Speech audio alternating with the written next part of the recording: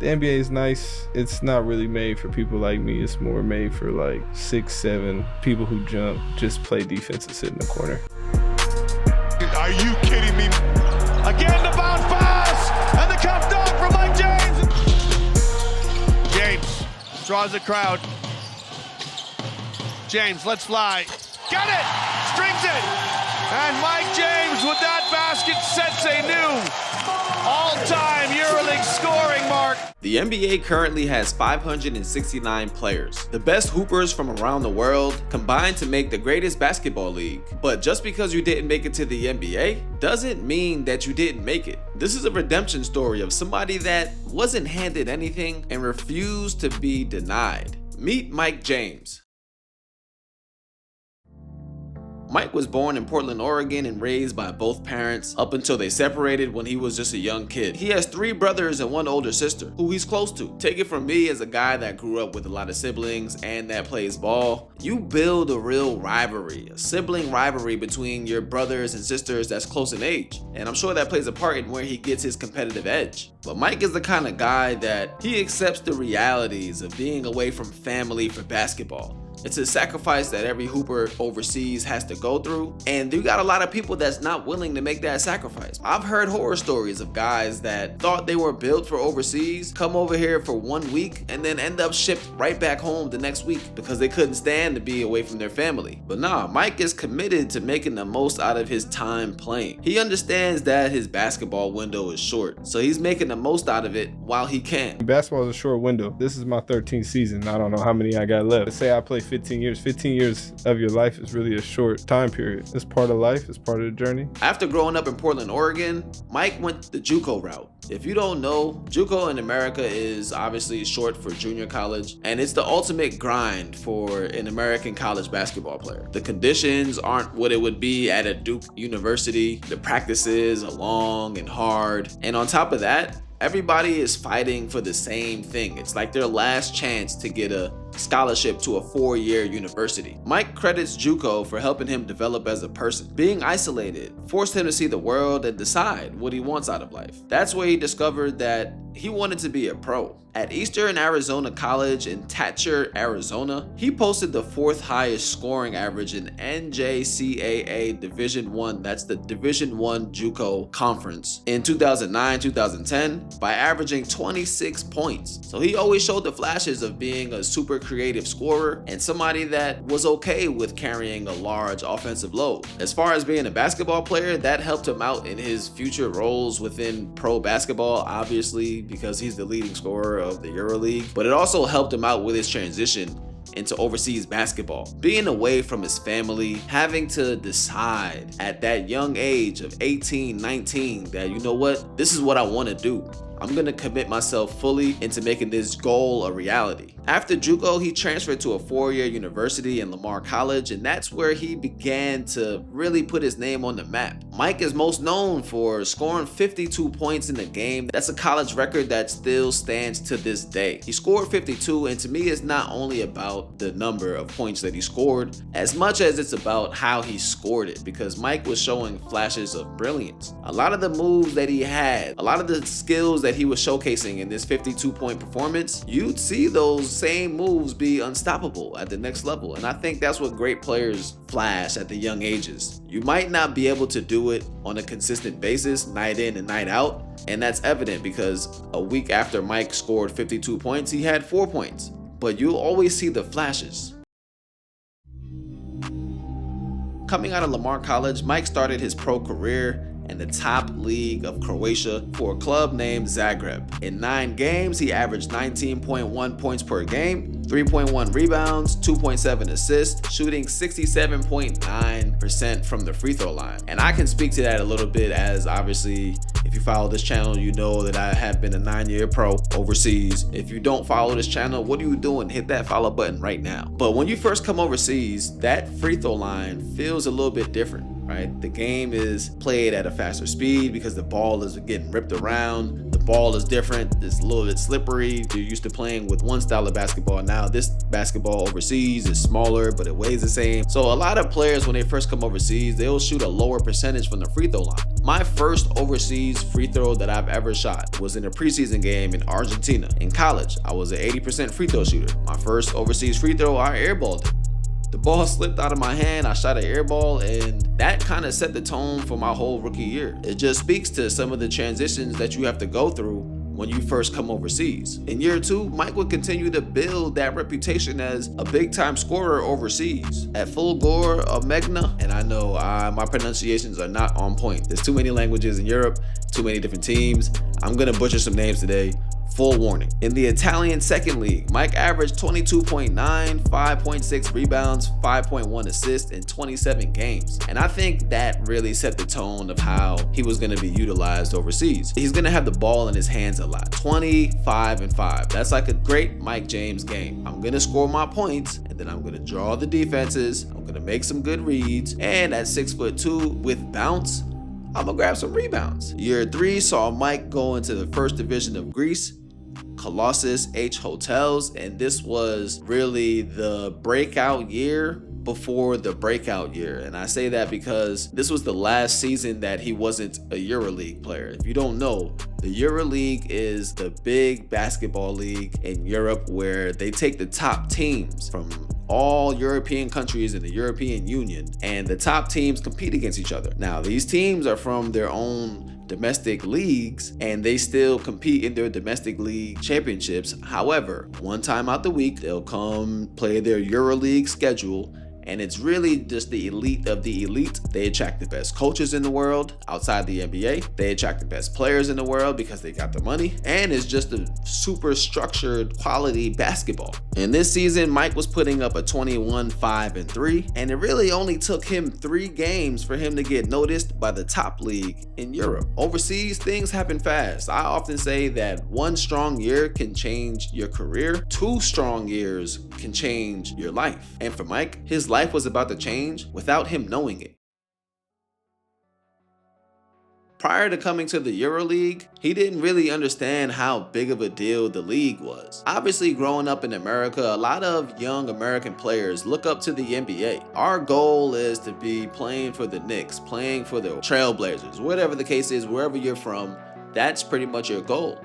And it's not until now where you have creators like me covering the EuroLeague so thoroughly, giving context to the American fans and kind of putting that spotlight on the European game to Americans. Back then, it wasn't really like that. So before Mike came into the EuroLeague, he didn't really know what it was. He was telling his friends, yeah, I just got a contract offer from a team in Spain called Baskonia. And his friends were like, bro, that's the EuroLeague. He had no idea how big of a deal it was. When I first joined the EuroLeague, it wasn't as popular as it is now. Like, a lot of people know about it. A lot of people in the States like watch it. I was kind of like the newer wave to where people really started watching it. So I really didn't know what the hell I was playing in. Like, I told my homies, yeah, I signed to some EuroLeague team and we play more than 1 game a week, so I'm excited. Baskonia is the name of the team in Vitoria, and Mike was very vocal about his time in this city called Vitoria. He didn't like it, and he wasn't shy about saying it. Baskonia was terrible.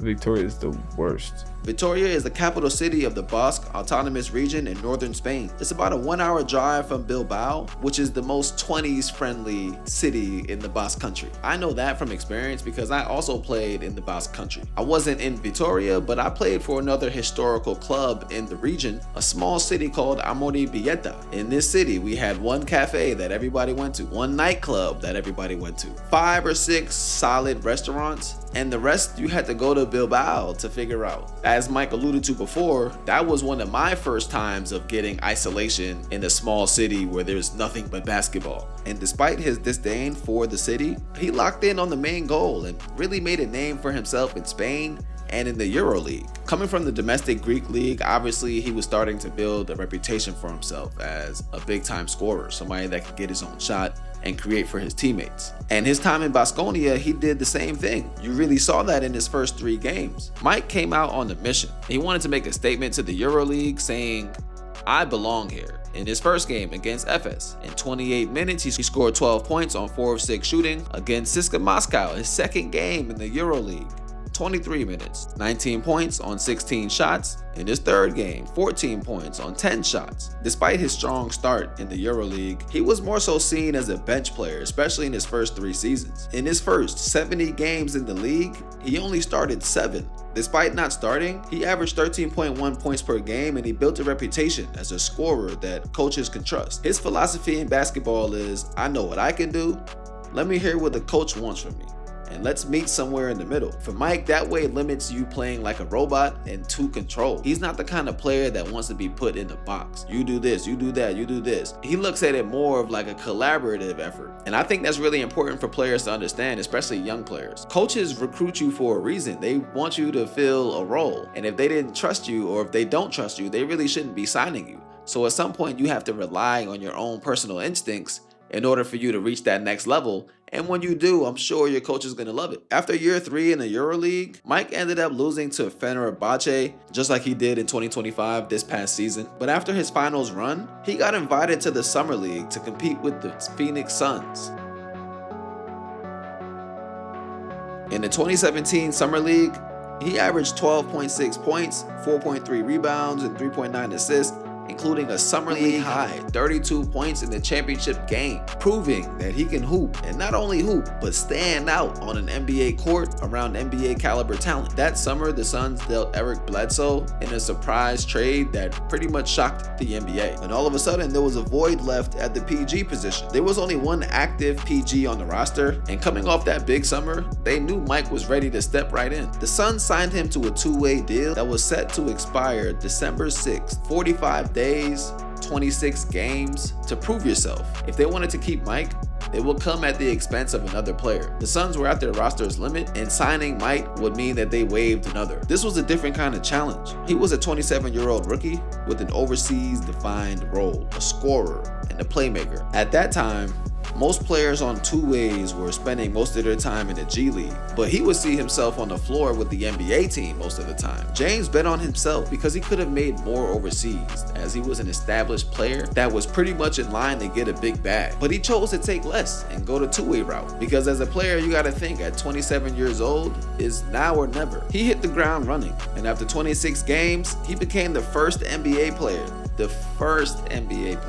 to sign a standard contract after a 2-way, and the Suns ended up waiving Derrick Jones Jr. in order to make that roster space for Mike. At the time, that move was justified because he ranked 8th among all NBA rooks with 10.5 points per game, and 5th with 4 assists per game in 26 total games, 10 in which he was a starter. But the politics of the game were on full display, as on December 22nd, just 15 days after making 2-way history, the Suns waived James. After his release, the Suns GM had this to say: Mike established himself as an NBA player here, and our partnership proved to be beneficial. Mike had a handful of 20-point games and helped us win a few games. We wish Mike the best as he works to find another home. Now, to me, when you hear the teams comment on his situation, a lot of it is coded in a lot of things that if you don't know what you're looking for, you might look past it. You see, at that time, the Suns had to choose between Mike and Isaiah Cannon. And this is why I say it's not just about basketball. Cannon is a G League NBA guy that came up through their system. Mike was a guy that he didn't really have a huge college career. Like, most people didn't really know who he was. And when he had that great showing in Summer League, it took a lot of people by surprise. Cannon was a made man. Sure, you can say that Cannon scored more points at their time with the Suns. However, he might have been given more opportunity, being that he had the status over Mike. 1 month after he got waived, he signed another 2-year deal with the Pelicans, hoping to get the same luck, taking another bet on himself. His first game in the Pelicans uniform was set to be against the New York Knicks in the Garden. And here's why I say being a pro basketball player is special and unlike anything. 1 week you can go from working out at your hometown's middle school gym to the next week you're getting picked up by the Pelicans and you got to play in the Garden. My guess was that he was in talks with overseas teams during this break that he had, because he still had that high value overseas. Chasing the NBA was playing with house money. If you get another contract, good. If you don't get anything by a certain date, go back overseas and you'll be welcomed with open arms. 1 month after he signed with the Pelicans, and 4 games and just 4 points later, we talked about the game at the Garden, he had a DNP at the Garden, he was waived by the Pelicans. The reality of the situation was this: Jrue Holiday, Rajon Rondo. There's so many good players in the NBA rotations these days, and it just depends on what a team is looking for. If you're a Mike James and you're a scorer, and the team is having you replace a Jrue Holiday while he's injured, they kind of want you to fill in the shoes that Jrue wears. It may be impossible for you to stick. On top of everything, Mike came onto the roster as the shortest player outside of Rajon Rondo, and he's Rajon Rondo. He's had big moments in the NBA Finals, and he was a made man at the time. So from the NBA team's perspective, you may not want the shortest guy on the roster leading your team in scoring. You may want him to throw lobs to Anthony Davis and shut down the other team's best point guard. Not saying that Mike isn't capable of doing that, but in reality, that's not necessarily his strong suit in the game of basketball. See, every team is only allowed 15 players on a roster, and they can make exceptions for injury replacements or two-ways.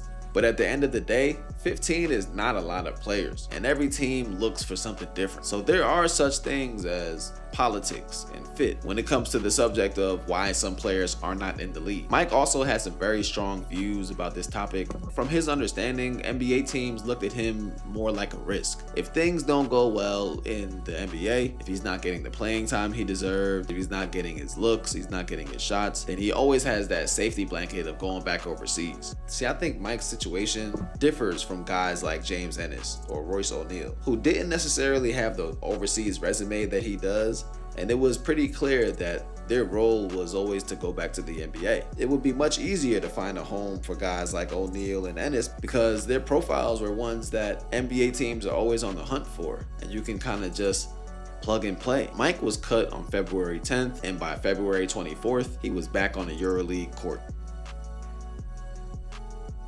I think the NBA stint left a bitter taste in his mouth. And when he came back overseas, he came back with a vengeance and a true chip on his shoulder. In the 12 games to finish the season, he averaged 16.2 points per game, 4.1 assists, only 1.3 turnovers per game, which is pretty big for a guy like Mike who handles the ball a lot, and a 15.7 PIR in only 25 minutes per game. And that pretty much set the tone for the next 4 years. From 2018 to 2021, he pretty much won everything. He was a Greek League champion, Greek League final MVP, EuroLeague scoring champion, Italian Super Cup champion, EuroLeague second team performer, Gamelski Cup champion, all VTB United first team, Russian League championship. Pretty much everything you can win as a player outside of the one thing that he was chasing the most in Europe, EuroLeague MVP. At the time, a lot of people were wondering why he was passed up in the EuroLeague MVP voting. He was pretty much the fastest player to every major scoring milestone you can imagine. And not only was he scoring, but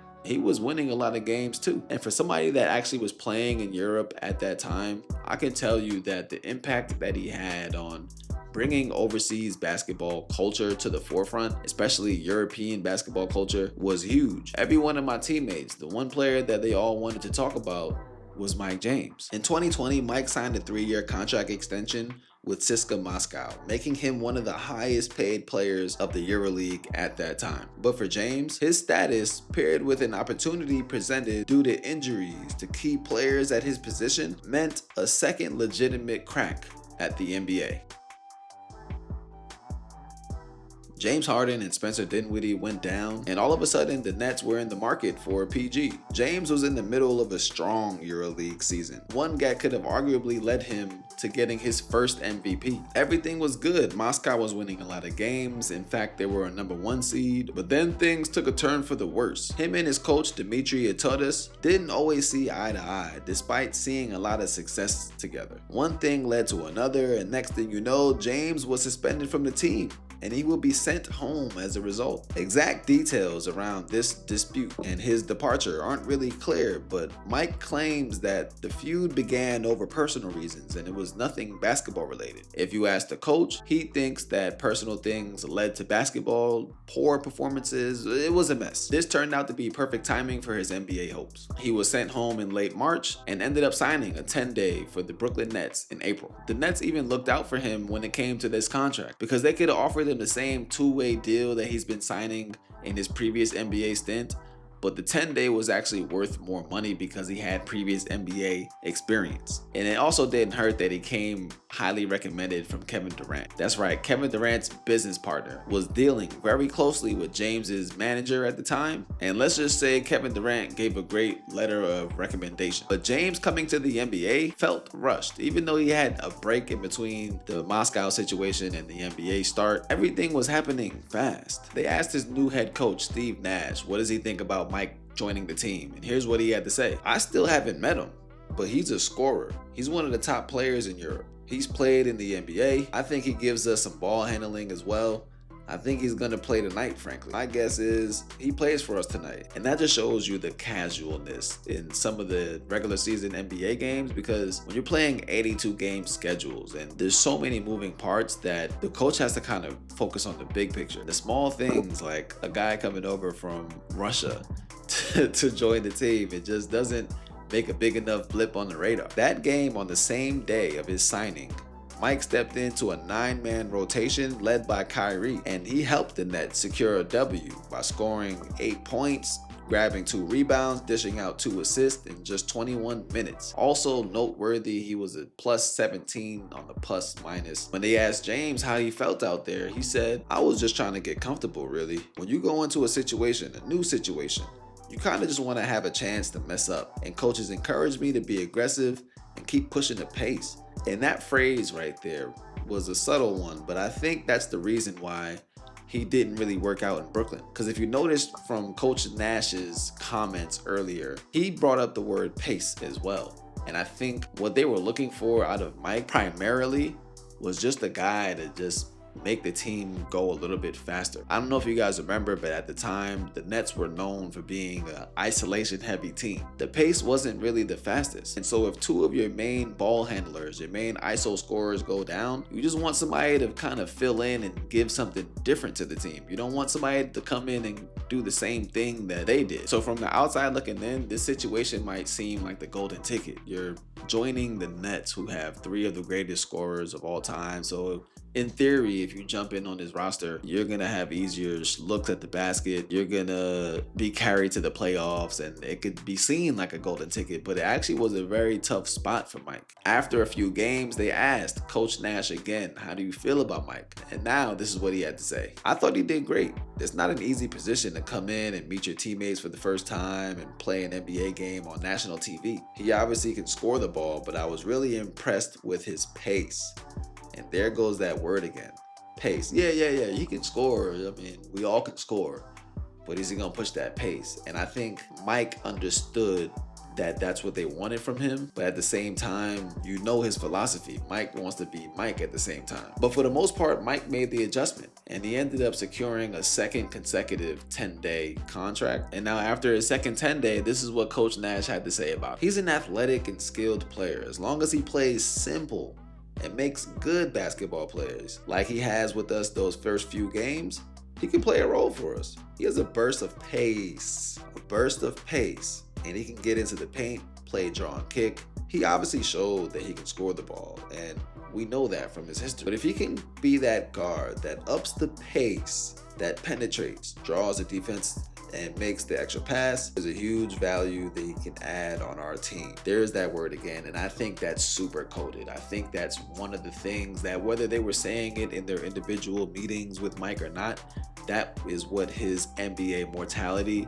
depended on. And Mike ended up passing all the tests for the most part. He had done enough to secure a standard contract on the Brooklyn Nets, and he was slated to finish the season with them. At the time of his signing, he appeared in 11 games with 1 start for the Nets, recording averages of 7.1 points, 2.2 rebounds, and 3.7 assists in just 17.5 minutes per game. After the season, the Nets didn't extend the qualifying offer needed in order to obtain Mike for the next season, so he was a free agent again. Why didn't he get that look from the Nets? Could it be politics again? From his controversial exit from overseas, maybe? Was he visibly uncomfortable with his NBA role? See, what you gotta understand is every team already has their lead guard who pretty much does what Mike does. You think about the Kyries, the Damian Lillards, the Shai Gilgeous-Alexanders of the world. They're all guys that mix that elite scoring bag with the ability to run a team. And once you already have those guys, you just need another piece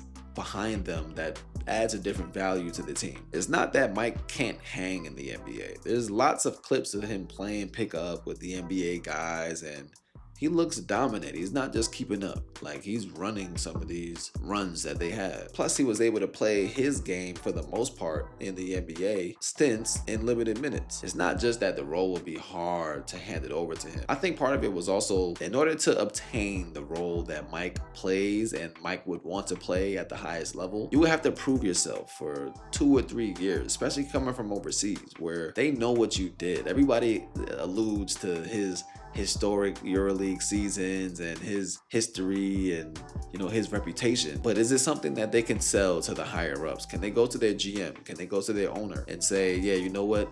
I don't want KD to shoot 30 shots today. I want him to shoot 20 shots, and I want Mike to shoot 10 shots.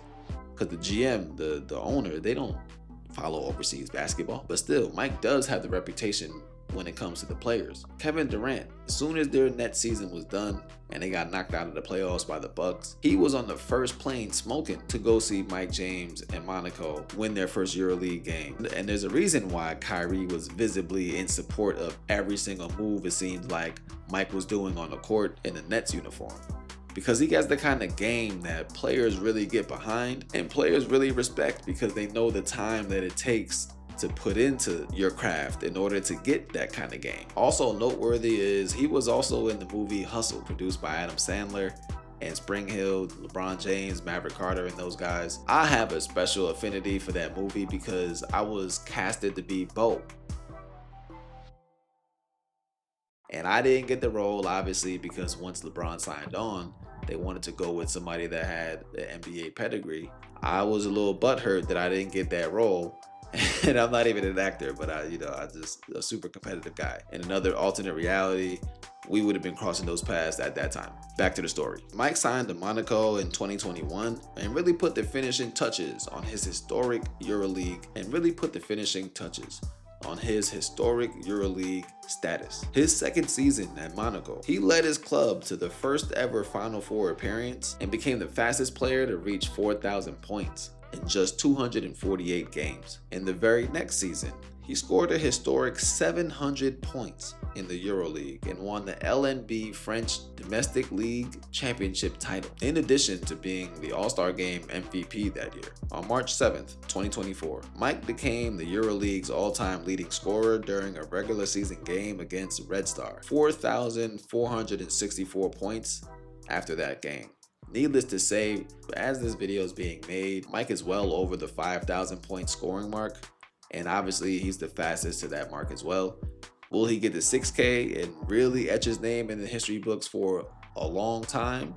Who knows? Just a few months later, on May 14th, James was named the EuroLeague MVP for the first time of the 2023-2024 season, after leading Monaco to a club record in wins and scoring in double digits in all of his games. He averaged 17.9 points per game, a career high 4.9 rebounds, and 5.1 assists. Remember in the beginning of the video, I said a good Mike James game is 25 and 5. Well, he pretty much averaged that for a whole season. Mike never really stuck in the NBA, and like he said, maybe it just wasn't made for guys like him. But as I always say, just because you didn't make it in the NBA doesn't mean you didn't make it. If you like this video, I want you guys to hit that subscribe button right now, as I'm going to be dropping videos like this every Sunday and Wednesday evening. So you might as well put on that post notification so you don't miss a drop. Until next time, peace.